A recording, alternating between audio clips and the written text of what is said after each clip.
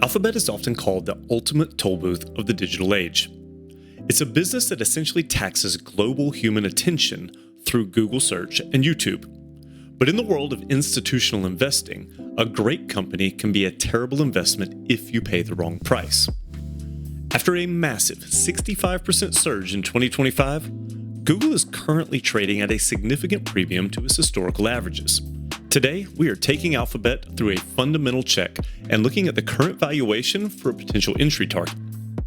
The goal is to see if this is a quality compounder that you should buy now, or if you should be waiting for a more reasonable price for an entry point. Let's start with the quality profile of the business. Let's be very clear. Alphabet is an elite performer. It's safe, it's profitable, and it's growing. First, let's look at the digital infrastructure. Google Search and YouTube are exactly that.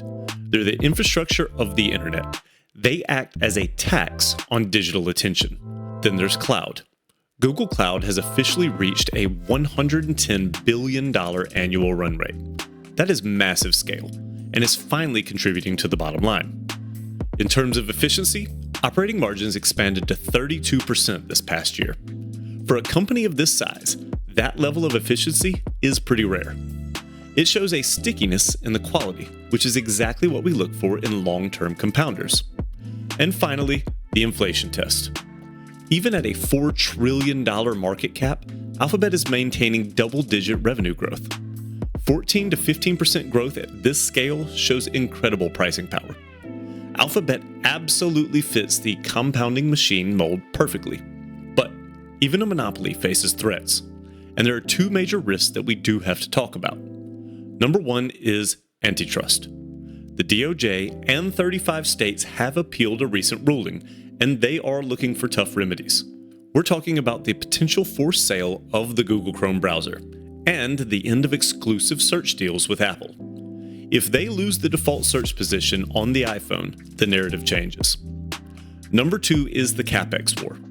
Management is guiding toward $175 to $185 billion in capital expenditures for 2026. That money is going straight into the AI infrastructure. But this level of spending is staggering. It creates a risk that could squeeze the free cash flow, especially if the returns from AI don't show up as fast as the market expects. Now, let's move to the economic reality of the price. This is where the math meets the hype.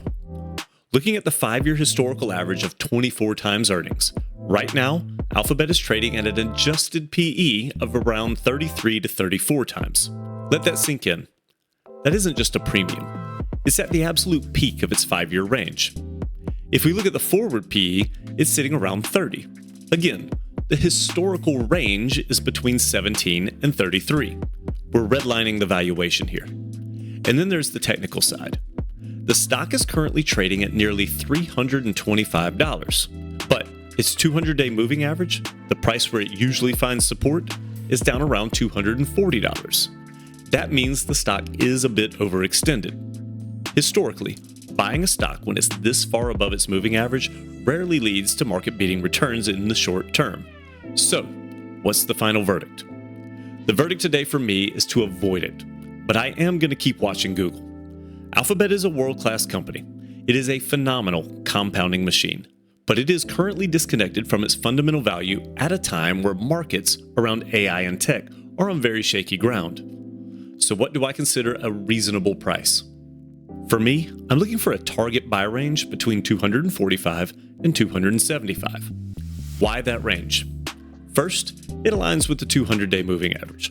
Second, it would bring the forward PE back down to about 20. At 20 times earnings, you are getting a quality business at a fair price. That's where the margin of safety lives. Now, a quick note on my strategy.